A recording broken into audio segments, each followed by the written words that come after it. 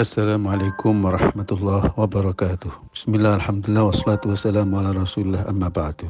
Saudara-saudaraku, para hufad dan para hafidhat, khususnya anggota Jamiah Hamlatul Quran Kabupaten Mojokerto dan Kota Media Mojokerto, yang saya cintai, yang saya muliai, dan mudah-mudahan betul-betul menjadi orang pilihan Allah, yaitu Ahlul Quran wa khassatuh.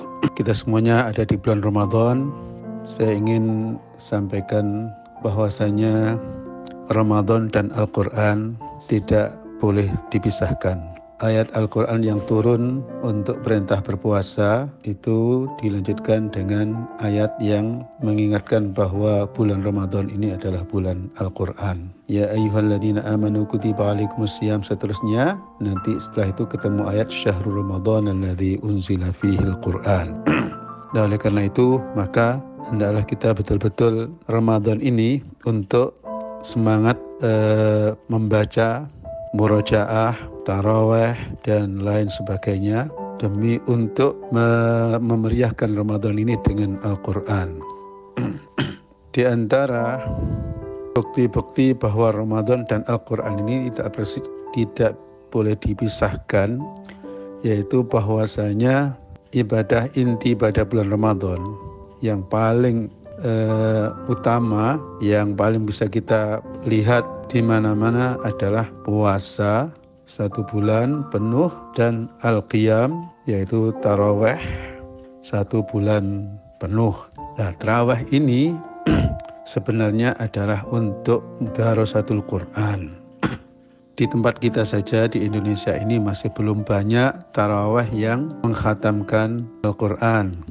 Di saat di banyak negara, bahkan di luar negara, bahkan di Amerika umat Islam, itu taraweh dengan 1 juzuk setiap hari sehingga khatam Al-Quran. Di India itu seluruh masjid-masjid taraweh dengan khatam Al-Quran. Bahkan belakangan ini semakin banyak lagi jamaah-jamaah taraweh yang mengkhatamkan Al-Quran setiap hari. Ini tidak jauh dari apa yang dipraktikkan oleh Rasulullah SAW. Rasulullah itu di hari-hari biasa itu qomal lail hatta tawarramat qadamah.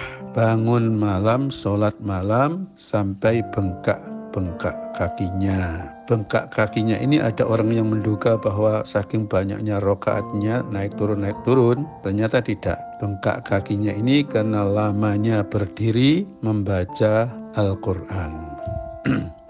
Oleh karena itu maka bagi kita semuanya, kalau sekiranya tidak mampu membaca Al-Quran banyak-banyak di dalam taraweh, maka hendaklah kita baca di luar taraweh. Kita tingkatkan jumlah murojaah kita. Kalau orang awam, orang umum itu dituntut 1 bulan Ramadan menghatamkan sekali. Ini pun jarang. Yang banyak adalah membaca berganti-gantian.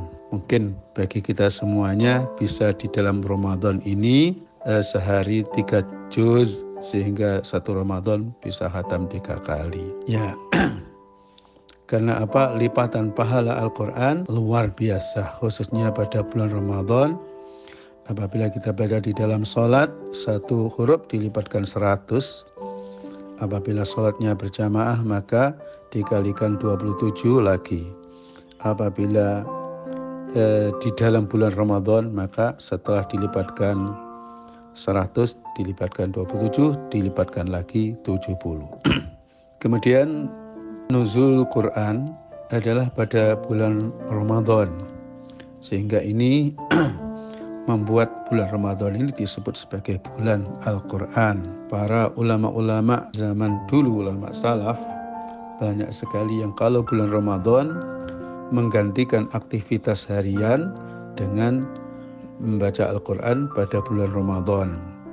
Mereka berhenti daripada menulis, berhenti ceramah dan lain sebagainya, diganti dengan memperbanyak membaca Al-Quran. Bahkan saking perhatiannya dengan Al-Quran, banyak yang membaca Al-Quran bin nazar, walaupun mereka para hufaz Al-Quran, agar pembacaannya bisa 100% betul, baik itu hafalan maupun tajwidnya. dan agar matanya ikut beribadah dengan melihat Quran, tangannya ikut beribadah dengan memegang Al-Quran. Jadi bulan Ramadan ini disebut Syahrul Quran, juga disebut Syahrul Qiyam. Sehingga inti Ramadan adalah as-siyam wal qiyam. Qiyam itu qiyamul lail. Di Mekah dan Madinah, apa-apa sholat tarawih itu bukan sholatul tarawih asabakumullah, tapi sholatul qiyam asabakumullah. Ya. Kemudian ada hadis Nabi Muhammad SAW bahwa Al-Quran dan puasa besok pada hari kiamat akan memberikan syafaat kepada pembacanya. As-siyam wal Quran yashfa'ani lil abdi yaumal qiyamah. Kurang lebihnya seperti itu. Jangan lewatkan. Marilah kita menjadi pelopor untuk menghidupkan bulan Ramadan dengan Al-Quran.